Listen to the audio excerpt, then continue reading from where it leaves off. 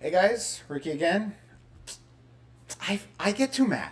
I get too way too mad. I get too way too frustrated about the news. I need some good news in my life. So one of my childhood heroes was Jon Stewart. Like super influential on the way that I based my politics. I would watch The Daily Show. I would stay up late when I was a teenager, watching it when I was younger. I mean, I would watch his election coverage every time. I was so sad when he retired. I used to when they had the Jon Stewart, Stephen Colbert, the Colbert Show, or no, I'm sorry, it was the Colbert Report.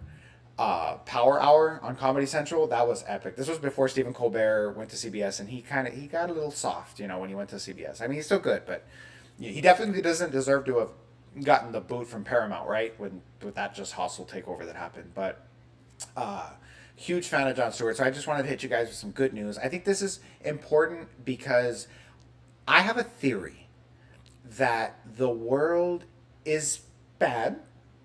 It's effed up. It is. But I would argue that there's hope. And I think that truly there's a large number of people in this country that want to believe that the country can do better and will do better. They just have so much apathy and have lost so much hope that they they can't deal anymore. They've tapped out. And I think that they're still there. So that's what this article says to me. And it's short, it won't be a long one. More than anything, I get to talk about Jon Stewart, right, which is good. So the Daily Show has a huge rating swing, and how it compares with Kimmel, Gutfeld, and more. Gutfeld is that idiot on Fox News. We're not.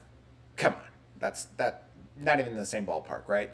So the Daily Show is experiencing a rating surge, with February delivering the late night show's biggest total audience in over 5 years. So I think the Daily Show started to suffer when they had Trevor Noah. Trevor Noah's fine, but there's a certain amount of passion that Jon Stewart was able to tap into for me, because you can tell that he's really well read. You can tell that he's a really funny comedian, but his ability to just hold people's feet to the fire, because he is wicked smart. Now, he's modest. I'm sure he would never ever admit to it, but the guy is smarter than 99% of the people in politics right now, and in political commentary.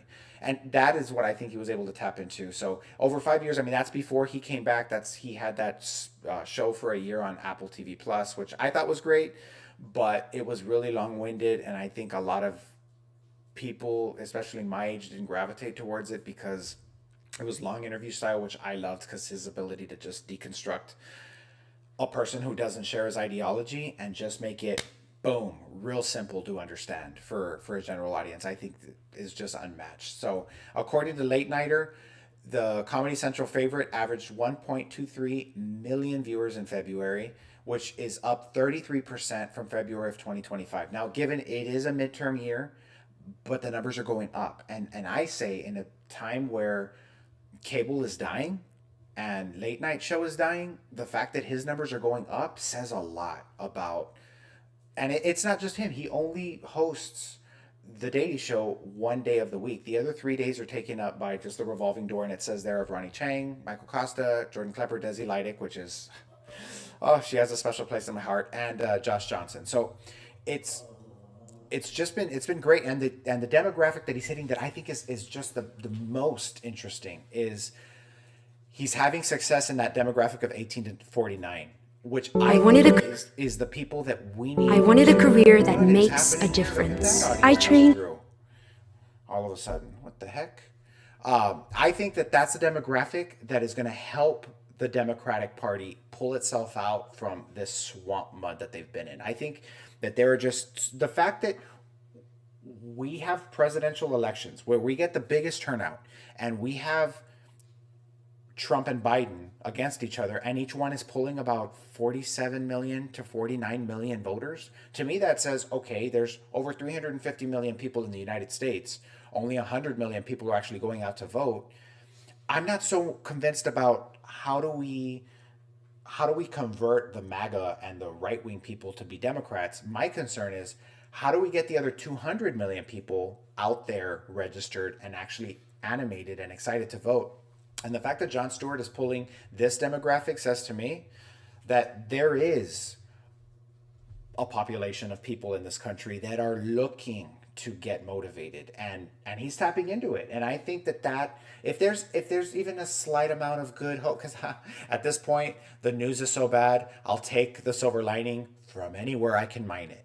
I think that this is, to me, there's hope.